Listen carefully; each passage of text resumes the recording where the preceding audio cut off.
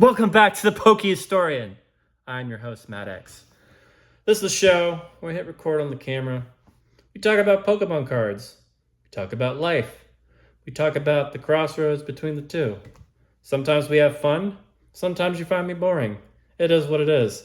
I'm just going to start squawking, and if you want to watch, you can. If you don't, I'm sure you can find something better to do with your time.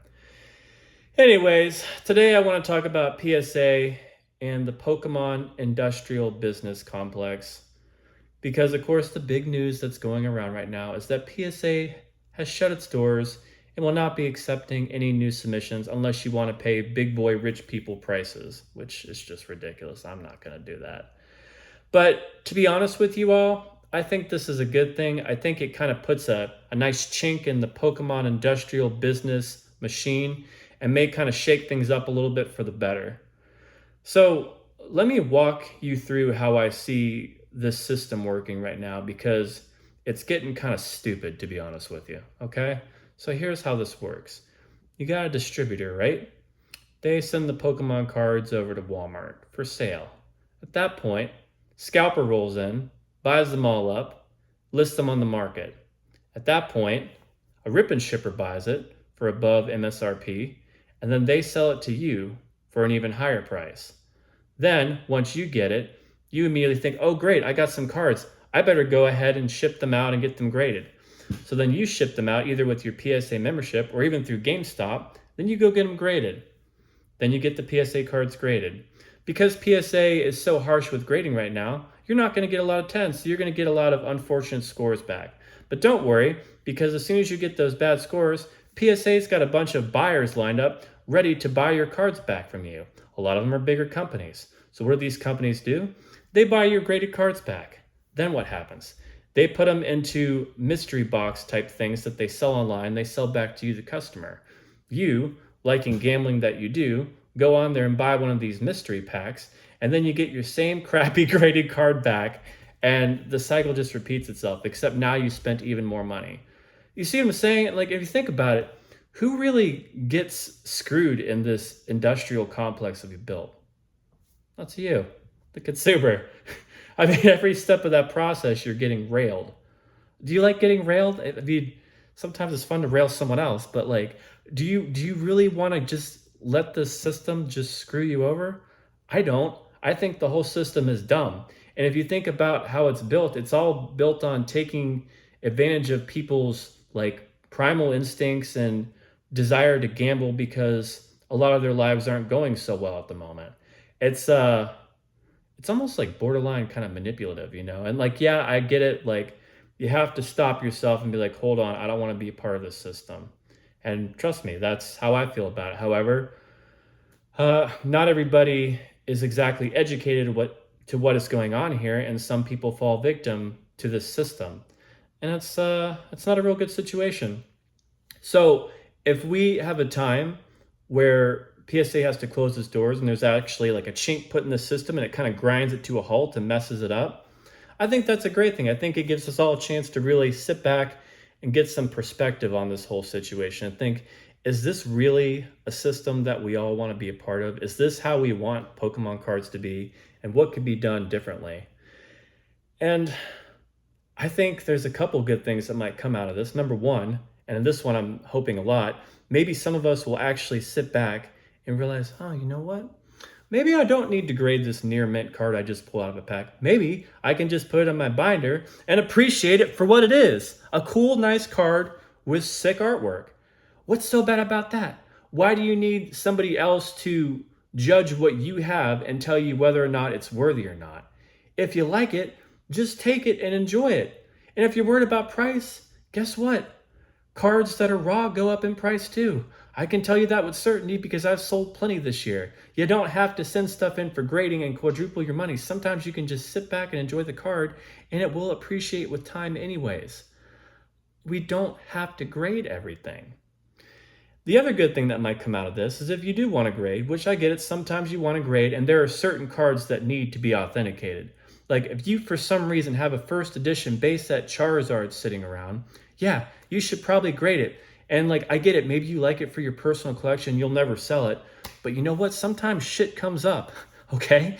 And so it's good to have something graded and authenticated and ready to go in case something bad happens in your life and you need to sell it. So for those type of situations, I think grading is really good.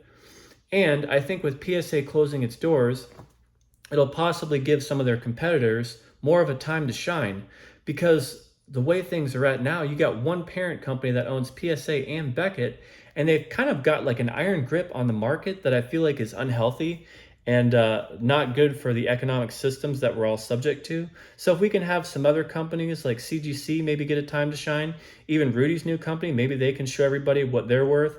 I think that'd be great. Like competition as well. If you want to be all about capitalism and stuff, then you need to be about healthy competition and actually having a playing field that everyone can actually fight on and create the best products that are out there for the consumers. And I think this situation might be the opportunity to see something like that happening. So I hope those of you that are looking to grade will give some of these other companies a chance. They all do a pretty good job, okay? Like PSA is not the only company that can do a good job. And I get it. Right now, PSA is the big dog, and their cards tend to go for a little bit of a higher value online if you sell them.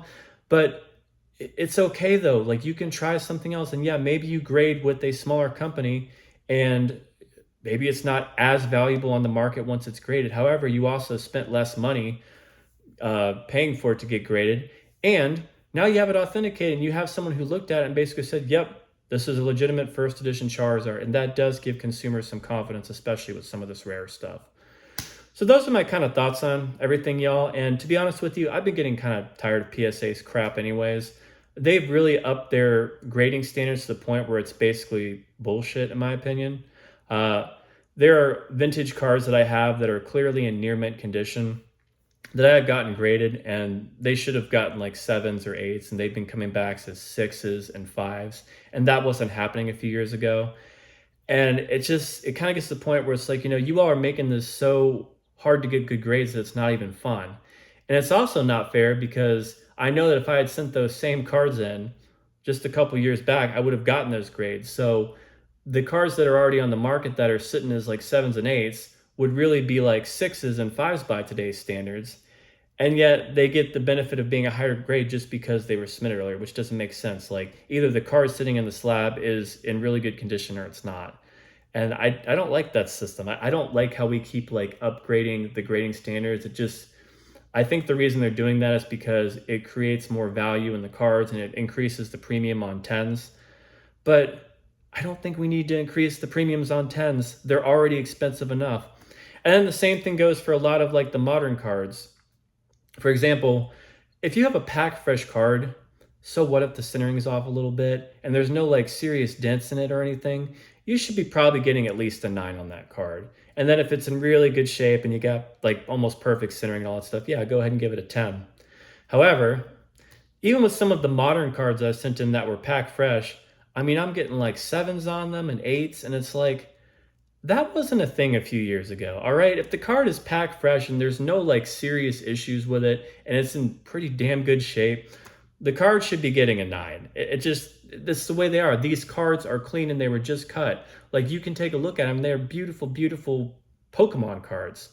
So that's kind of frustrating too with the modern stuff. So yeah, long story short, I'm not too happy with PSA, and I'm happy that they closed their doors because number one, it's going to, at least I hope, cause people just to appreciate having the cards and not necessarily having to rush them off for grading. And number two, it's going to give other companies a time to shine. Now, what is this going to do for the prices of PSA cards that are on the market? I don't know. It's probably going to increase them a good bit. But remember, you don't have to be a part of that game. You can try other companies and give other companies a chance. Like if, for example, if you really want a card, like let's say you want the Aquapolis Holo Umbreon card, right? You can get a CGC for a good bit cheaper than you can a PSA. And if you really just want the card and you just want a card that you're pretty sure is legitimate and is in good shape, why not go for the CGC? Because at the end of the day, this is a hobby of collectibles. You're supposed to be collecting the card, like that's what this is all about. You're supposed to be chasing those dream cards of yours that you really want. And it doesn't really matter what grading company took a look at it. If it's legitimate, if it's in pretty good shape, then that's all you need right there. Or at least those are my thoughts. I'm sure everybody else has different thoughts. Anyways, thanks for watching. That's all the squawking I got for you today. Like and subscribe. Let me know what you think of all this down in the comments. I'd be curious to engage in some debate and some discussion. It is kind of an interesting time with all this happening. Also, don't forget to hit the notification bell so you can see when I'm ready to squawk some more. And I'll see you in my next video. Take care.